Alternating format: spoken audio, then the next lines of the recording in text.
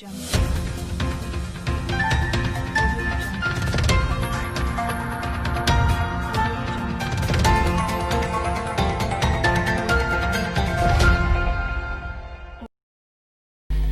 deuxième édition du marché Made in Mali s'est ouverte hier vendredi 4 décembre au mémorial Modibo Keïta de Bamako. Objectif, promouvoir les produits 100% maliens. Conférence de presse du lancement de la première édition du Festival international de la cuisine africaine de Bamako, FICAB, organisée par la promotrice de la vieille marmite, Madame Oumou Traoré, ce vendredi 4 décembre 2020. Le mouvement patriotique pour la justice de l'imam Oumarou Diarra, lancé ce samedi 5 décembre 2020, nous y reviendrons plus en détail.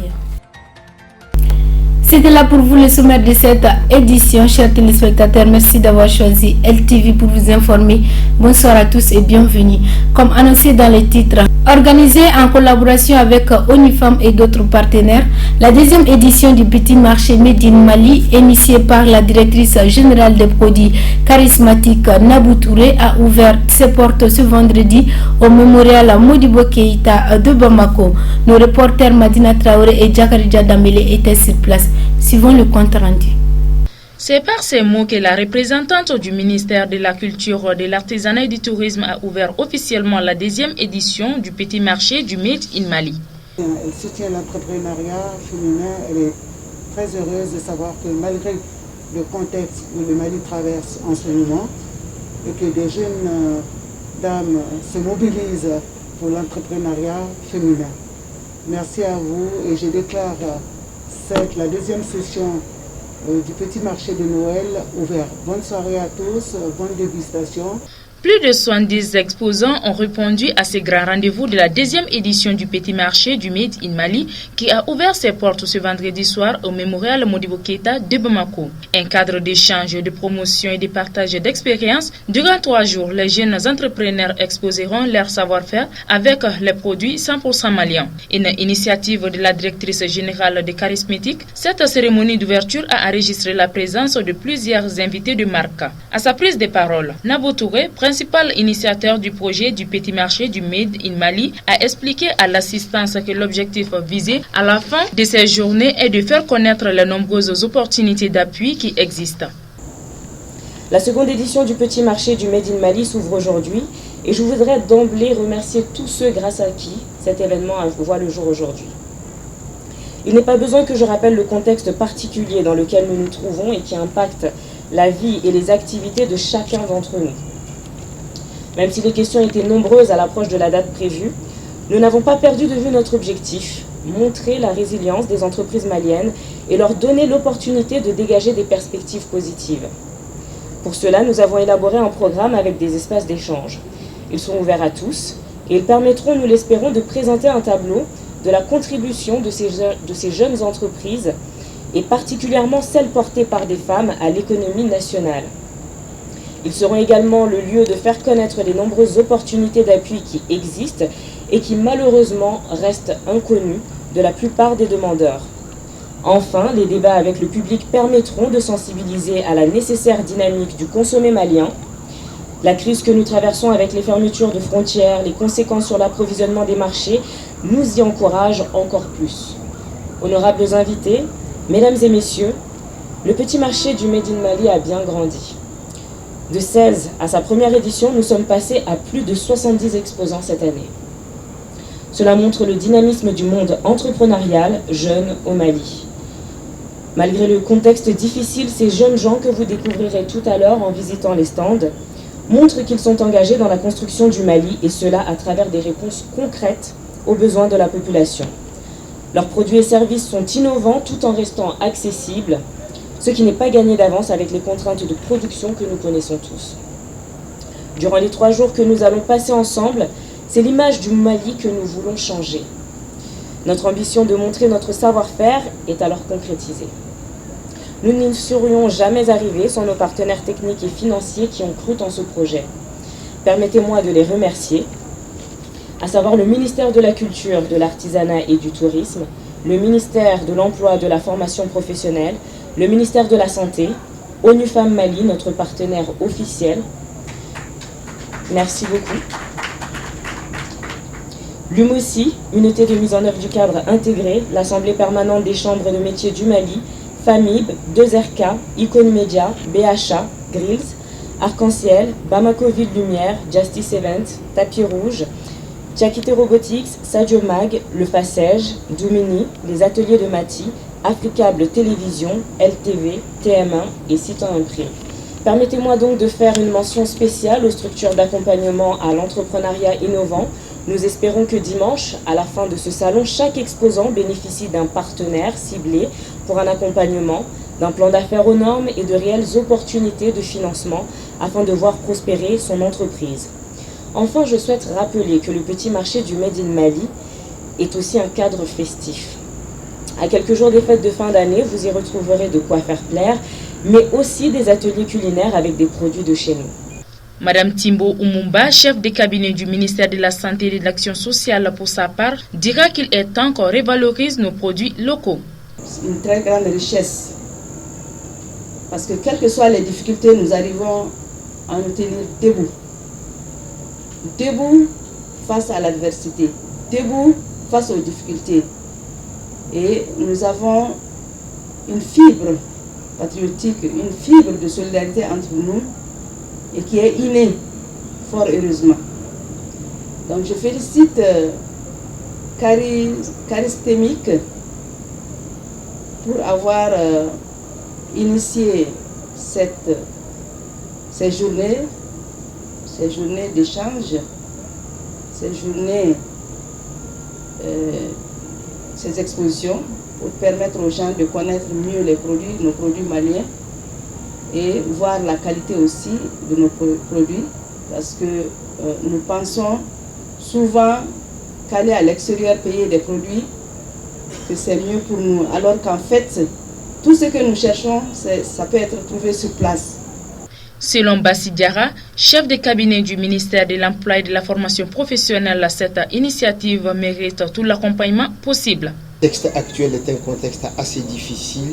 Malgré ce contexte-là, Nabou et son équipe ont bravé justement ces contextes difficiles et ont tenu à marquer cette activité et à nous inviter tous. Pour cela, je tiens à remercier particulièrement toutes les organisations qui ont bien voulu accompagner cette activité en l'encourageant justement, en lui donnant les moyens nécessaires pour que cela puisse être réalisé. Non pas pour le bénéfice simplement de l'entreprise de Nabou, mais aussi pour l'activité de toutes ces femmes, de toutes ces jeunes filles, de toutes ces femmes qui ont à cœur de montrer aujourd'hui à la face du monde l'exemple de ce qu'on peut produire au Mali, de ce qu'on peut manger au Mali et de ce qui peut faire le bonheur de tous les Maliens. Et donc c'est en cela que le ministre a souhaité apporter son encouragement. Et j'en profite simplement pour vous dire que on est dans un contexte de transition, simplement de la gouvernance, et elle est très courte. Le ministre de l'Emploi et la Formation a la lourde tâche justement de donner de l'espoir à ce peuple malien, de donner de l'espoir à tous ces jeunes qui ont envie de s'investir pour un Mali et pour un Mali de demain. Et pour cela, le ministre a mis en place un grand programme d'action urgente qui vont permettre à l'ensemble de jeunes, à la fois du sud, à la fois du centre et au nord, d'accéder le plus facilement et le plus rapidement non seulement à la formation, une formation de qualité, mais également à les accompagner vers l'emploi. Cette activité d'aujourd'hui, justement, s'inscrit dans le cadre d'une telle activité que le ministre est en train d'employer. J'aimerais juste terminer en disant ceci. Le petit marché de Noël est petit aujourd'hui. Le fable de La Fontaine a souvent dit que petit poisson deviendra grand pourvu que Dieu lui prête vie. Et je souhaiterais que Dieu prête vie à Nabou, que Dieu prête vie à toutes ces organisations qui sont venues et surtout que Dieu prête vie aux organisations qui vous ont justement accompagné. Je pense à l'ONU Femmes qui a marqué le coup, je pense au ministère de la Santé qui est venu et je pense aussi à l'APCM, l'Assemblée permanente des chambres de métiers et bien évidemment je pense à tous vos autres partenaires.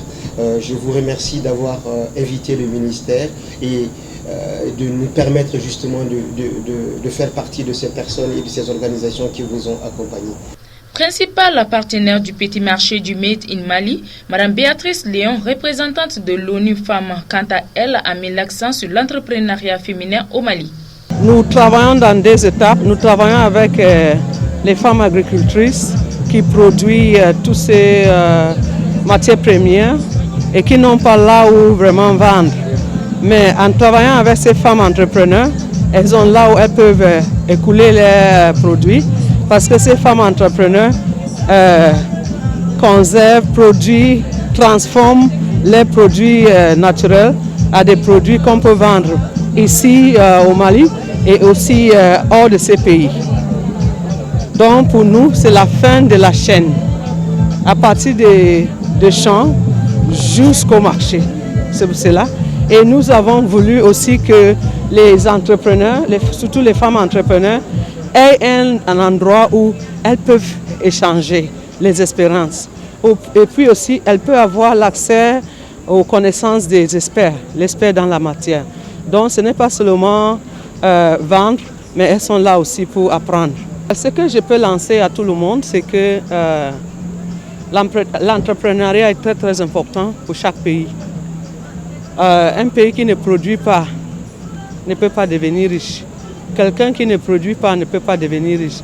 Mais quand un pays décide vraiment d'investir pour la valorisation de leurs produits, les produits de leur pays, et a la capacité d'exporter, de vendre ça ailleurs, ces pays commencent à avoir de l'argent. Donc c'est très important qu'on investisse. On investisse dans le sens du renforcement des capacités techniques et professionnelles. On investit aussi financièrement. On investit aussi, les autres entrepreneurs doivent aussi faire ce qu'ils ont des relèves. Parce que comme ils sont en train de grandir et devenir vieilles, il faut les jeunes qui sont en train de prendre le relais. Et je pense que l'entrepreneuriat donne aussi l'opportunité pour que les jeunes trouvent des emplois. Donc c'est très très important que nous tous, les partenaires, investissent, surtout dans les femmes et dans les jeunes. Moi, je suis très contente, très émerveillée de voir, et je peux vous dire, les Maliens sont très créatifs. Très très créatifs. On voit des produits innovants. On voit, ils sont toujours en train, les femmes comme les hommes, toujours en train d'innover. Ce qu'on a fait l'année dernière a changé. Vous avez vu, il y a eu des innovations. Donc pour moi, ça me donne l'espoir que tout ce qu'on est en train de faire, on aura les résultats un jour.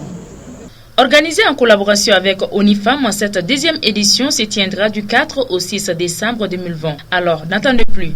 Seul, en famille ou entre amis, faites un tour au petit marché du Made in Mali au Mémorial Modibo Keïta afin de découvrir toute la diversité et la créativité des produits fabriqués au Mali. Également annoncé dans les titres, la promotrice de la vieille marmite, Mme Oumou Traoré, a organisé une conférence de presse pour le lancement du Festival international de la cuisine africaine de Bamako, FICABA. Le dit festival est placé sous le haut patronage de Mme le ministre de l'Artisanat et du Tourisme. C'est l'escalade gourmande qui a servi de cadre à cette cérémonie de lancement. Notre équipe de reportage était sur place. Suivons. Cette conférence de presse avait pour objectif de faire le lancement de la première édition du Festival international de la cuisine africaine de Bamako, FICABA. Elle a été initiée par Mme Oumou Traoré, la promotrice de la vieille marmite. Selon elle, ce festival a été organisé dans le but de faire la promotion de l'art culinaire pour le développement d'un Mali inclusif, humain, durable et paisible.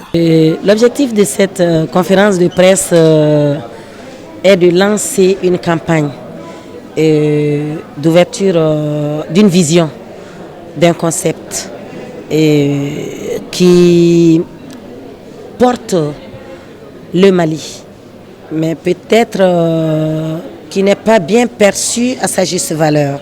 C'est le concept du culinaire. Et pourtant, je pense que c'est peut-être une négligence, sinon, quand vous allez quitter ici tout de suite, vous allez manger. Tout le monde mange. Donc, à des situations spéciales, il faut penser aux solutions spéciales. comme ça fait des années, l'idée est mûrie. Et aujourd'hui, nous sommes dans un contexte un peu difficile par rapport à la pandémie du Covid-19, par rapport à la situation de transition au Mali. Une situation dans laquelle le Mali a besoin de tous ses enfants. Le Mali a besoin de tous ses amis. Donc, dans ce cadre, ma modeste personne, humblement, a initié ce projet et mûri pendant bientôt 10 ans. Donc, aujourd'hui, le bon Dieu nous a donné l'occasion de faire ce lancement. La première entreprise de tout pays, c'est l'État. Et l'État a besoin de tous ses partenaires, les acteurs, les fonctionnaires, les politiques, bref, la société civile, nous acteurs du développement. Il y en a qui sont installés et formellement, il y en a qui ne sont pas installés formellement. Donc les PMI, PME, donc la reconstitution d'une société civile, vraiment, qui peut être capable de faire bouger les choses dans ce contexte spécial. Parce qu'il y a un contexte spécial, il faut penser aux solutions spéciales. Donc FICAP est une solution pour le Mali. C'est une solution pour le Mali. C'est un concept et je suis très heureuse de voir ce projet être porté à sa juste valeur pour occasionner ce lancement aujourd'hui, pour exprimer l'importance de la contribution du culinaire dans le développement d'un pays et du Mali en particulier, parce que le Mali est un pays d'une grande diversité et culturelle. Et qui parle de culture, il y a beaucoup de choses. La culture, l'art, le tourisme fait voyager l'art et la culture d'un pays. Le Mali est un pays de culture et sans la culture, dans sa transversalité, le tourisme étant en ligne rouge aujourd'hui, donc comment penser à nous-mêmes en faisant un regard croisé au secteur du culinaire dans son importance et dans sa transversalité pour contribuer au mode de développement du pays, pour la paix, la stabilité, la cohésion sociale et surtout la relance économique. Plusieurs partenaires étaient présents à ce lancement, notamment la PCMM, l'UEMOA, etc.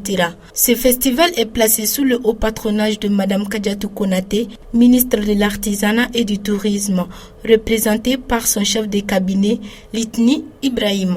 Ce festival qui est à sa première édition promet.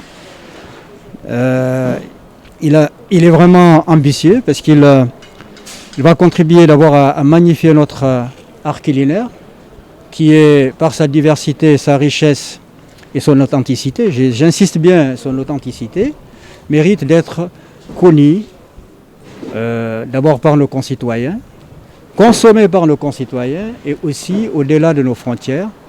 Et l'artisanat culinaire, parce que le culinaire c'est aussi de l'artisanat, est une source d'embauche pour nos jeunes, pour les femmes. Donc c'est un secteur pourvoyeur d'emploi, c'est un secteur promoteur qu'il faut vraiment développer. Et notre département est conscient des potentialités que révèle ce secteur et nous assurons tout notre accompagnement aux promoteurs de ces festivals. Et ce festival est d'autant plus promoteur qu'il est porté par un groupe de femmes battantes que nous connaissons depuis des années. Tout le monde connaît la vieille marmite. Si tout le monde ne connaît pas Madame Oumou Traoré, tout le monde connaît la vieille marmite. Tout le monde connaît ses capacités à transformer les produits locaux. Donc avec toute sa vaillante équipe, tout son groupe, ces femmes se battent pour faire connaître nos produits, les transformer, les moderniser, les rendre consommables par nos concitoyens d'abord, je dis bien, mais aussi par les visiteurs du Mali, par aussi à travers aussi les pays, d'autres pays dans le monde et en Afrique. La dite cérémonie a pris fin par la présentation des plats africains aux différents partenaires. Vivement l'ouverture de ce festival. Le mouvement patriotique pour la justice a tenu son premier assemblée générale ce samedi 5 décembre 2020 sous la présidence de l'imam Oumarou Diarra. Cette rencontre a pour objectif, selon les organisateurs, de dénoncer les mauvaises gestions du pays. Reportage Madina Traoré, Djakari Djadameli. Imam Oumarou Diarra, membre du M5 RFP, a lancé officiellement son mouvement dénommé Mouvement patriotique pour la justice face au Yélé. Constitué d'associations de regroupements des Maliens de l'intérieur comme de l'extérieur, les idéologies selon les organisateurs s'inscrivent dans la logique du combat que le M5 RFP a mené et continue à mener pour la refondation du pays. Cette année a été une année d'épreuves et de vicissitudes pour notre pays. Une année de tous les dangers. Une année marquée par une aggravation sans précédent de la crise sécuritaire de Kaye à Kidal, de Taoudeni à Sigasso, aussi la crise sanitaire du Covid-19 qui a anéanti une économie déjà à l'agonie du fait de la corruption endémique érigée en système à tous les niveaux de décision de notre pays. Et enfin, une crise post-électorale consécutive à la spoliation par une cour constitutionnelle aux ordres des voix des députés régulièrement élus dans plusieurs circonscriptions de notre pays. Rappelons que le mouvement patriotique pour la justice face au Yélé a été créé à la suite de la rupture entre le M5 RFP et la CEMAS. À présent, parlons d'éducation. Pour fêter la réussite de leurs élèves qui ont été admis au baccalauréat malien 2020, le lycée moderne Cheikh Oumar Diarra et l'Union ont organisé ce samedi une cérémonie de graduation à leur honneur. Occasion pour les organisateurs de sensibiliser l'assistance sur le respect des mesures barrières. Pour célébrer les succès que leurs élèves ont obtenus au cours de l'année 2019-2020, les responsables du complexe scolaire Cheikh Modibo Diarra, en collaboration avec le lycée L'Union, a organisé ce vendredi au CICB une cérémonie de graduation. Selon les organisateurs, l'objectif de cette cérémonie de graduation est d'encourager les élèves qui ont bien travaillé durant l'année scolaire et qu'ils puissent être une référence pour d'autres. Nous avons organisé cette cérémonie de graduation, c'est pour encourager nos élèves qui ont réussi au bac. Donc le taux de réussite est de 89,98%. Donc cela mérite vraiment une fête. Donc nous avons fait ça vraiment pour les encourager. Par rapport à la Covid-19, ça nous a un peu fatigué cette année, mais heureusement, donc on a pu maintenant remonter la pente. Dieu merci, ça va, sinon les enfants en ont un peu souffert. Au niveau de l'administration, nous avons pris toutes les dispositions qui ont été consignées maintenant par nos autorités scolaires, c'est-à-dire le port des masques, la distanciation maintenant dans les classes, donc le lavage des mains. Donc avec ça, on a eu un bon résultat. Ce que je dis surtout aux parents d'élèves, c'est de nous aider, de ne pas laisser toute la tâche seulement à l'école. L'école à elle seule ne peut pas. Donc la maison et l'école se complètent. Notons que cette année, le complexe a fait un taux de réussite de 89,98% au baccalauréat malien. Bonne chance aux nouveaux bacheliers. Voilà, c'est tout pour notre édition d'aujourd'hui. Un grand merci à vous de l'avoir suivi et bonne suite de programme sur La Liberté Télévision.